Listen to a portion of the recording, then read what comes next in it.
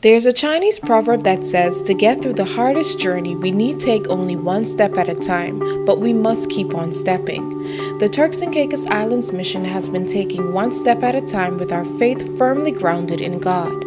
Organization leaders, executive committee members, and the wider church family, here is a brief report of what the Lord has done in TCIM for the first 4 months of 2015. The year began with our annual convention on the island of Providenciales under the theme, Arise, Shine, Jesus is Coming. Guest speaker for the weekend was Dr. Larry Evans, Associate Stewardship Director of the General Conference, accompanied by his wife and Pastor Andrew Burrows, Stewardship Director of Atlantic Caribbean Union.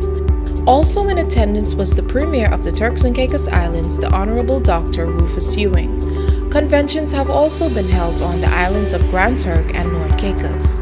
In the first quarter of the year, the mission administrators and departmental directors presented to the membership the annual report. The purpose is to keep members abreast of the plans that have been accomplished in our strategic plan and to galvanize their suggestions and support for what still needs to be achieved. In the month of February, the mission embarked upon the island-wide evangelistic campaign on the island of Providenciales with international evangelist Pastor Cheyenne O'Connor, president of the Cayman Islands Conference, under the theme Countdown to the End. At the end of the 4-week campaign, 174 individuals were baptized to the glory of God, and a new church was born in TCIM known as the Bethany Seventh-day Adventist Church. Additional baptisms have occurred inclusive of Stuart Ewing, son of the Premier, whose parents were in attendance to celebrate with him. Other evangelistic campaigns are planned for during the year. There have been 182 baptisms to date, which represents 107% of the mission's union goal. Our flagship educational institution, Maranatha Academy, continues to make us proud.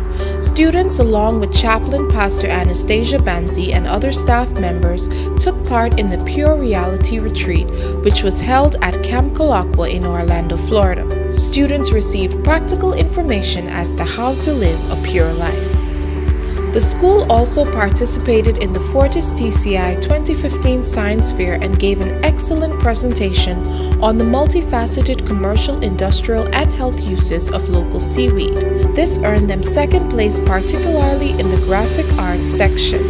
Maranatha Academy's debating team competed in the National HIV/AIDS debate and once again achieved, winning the second place award. Since our last report, student William Elliott Jr. won top place in the National Tourism Symposium at the National Youth Congress and now serves as the new Turks and Caicos Islands Junior Tourism Minister.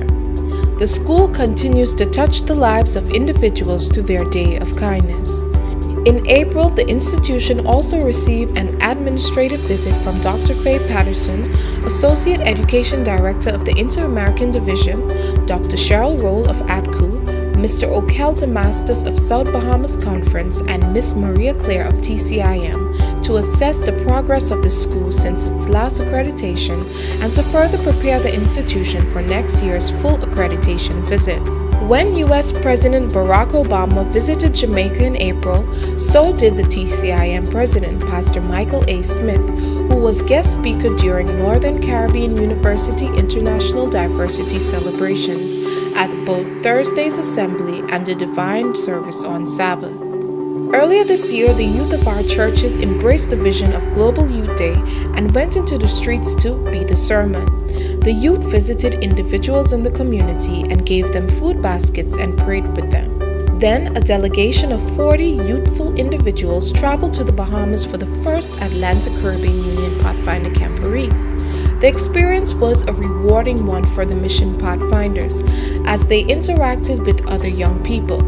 At the Camporee, our Pathfinders were first place winners of the sports competition and the exhibitions.